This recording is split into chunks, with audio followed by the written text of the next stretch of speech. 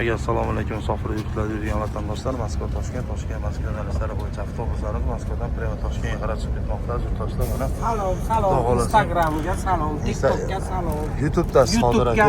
YouTube'ga. Aka, nima deysiz, avtobus konditsioner hamma yoq ishlayaptimi? Zaryadchilar. YouTube'mi?